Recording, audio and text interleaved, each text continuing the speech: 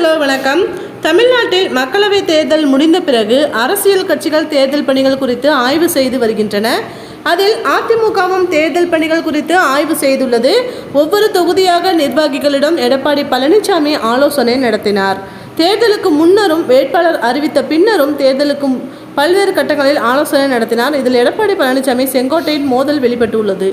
திருப்பூர், ஈரோடு தொகுதிகளில் செங்கோட்டையனிடம் ஆலோசனை கேட்காமல் எடப்பாடி பழனிசாமியே தன்னிச்சையாக வேட்பாளரை அறிவித்து உள்ளார். இதனால் செங்கோட்டையன் கடும் அதிருப்தி அடைந்துள்ளார். ஏனெனில் ஈரோடு மாவட்டத்திற்குள் சில தொகுதிகள் திருப்பூர் மக்களவைக்குள்ளும் வருகிறது. இதனால் தன்னிடம் வேட்பாளர் குறித்து எடப்பாடி ஆலோசனை நடத்துவார் என்று செங்கோட்டையன் எதிர்பார்த்திருந்தார். இதனால் வேட்பாளர் அறிவித்த நேரத்தில் திடீரென தனக்கு உடல்நிலை சரியில்லை என்று கூறி கோவையில் உள்ள மருத்துவமனையில் செங்கோட்டையன் சேர்ந்து விட்டார். பின்னர் அவரை சமரசப்படுத்தி தான் தேர்தல் பணிகளை தொடங்க வைத்தனர். திருப்பூரில் வேட்பாளராக அறிவிக்கப்பட்டவர் எடப்பாடி பழனிசாமிக்கு நெருங்கிய உறவினர். டாஸ்மாக் பாரில் வேலை செய்தவராம். இதில் செங்கோட்டையனின் அதிருப்திக்கு காரணமாக கூறப்படுகிறது. இதனால் திருப்பூர் தொகுதிக்குள் வரும் பெருந்துறை தொகுதியில் அவர் வேலையை செய்யவில்லையாம்.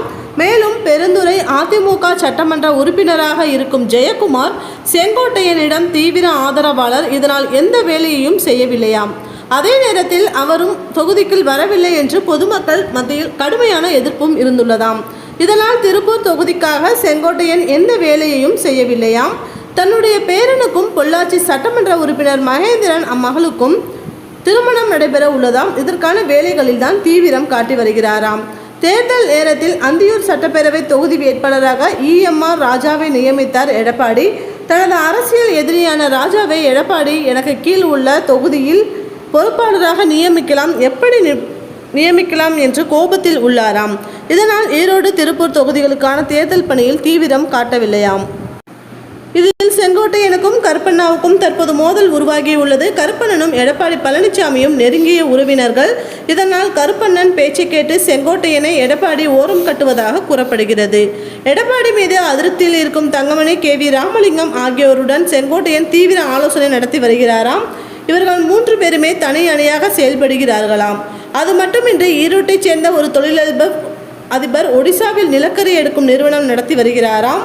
அவர் பாஜகவினருடன் நெருங்கிய தொடர்பு உடையவராம். அவர் மூலம் பாஜக மேலிடத்துடன் செங்கோட்டையன் ரகசிய பேச்சுவார்த்தை நடத்தி வருகிறாராம். தேர்தல் முடிவுக்கு பிறகு அண்ணாமலையை மாற்றப்படலாம் என பேச்சு தற்போது பாஜகவில் எழுந்து உள்ளது. இதனால் தனக்கு மாநில தலைவர் பதவி கொடுத்தால் பாஜகவில் இணைய தயார் என்று அவர் பேசி வருவதாகவும் கூறப்படுகிறது. இது பற்றி தனது ஆதரவாளர்களுடன் ரகசியமாக பேசி வருகிறாராம். இதனால் எப்போது என்ன நடக்குமோ என ஈரோடு மாவட்ட அதிமுக படபடப்பாக உள்ளது என்கிறார்கள்.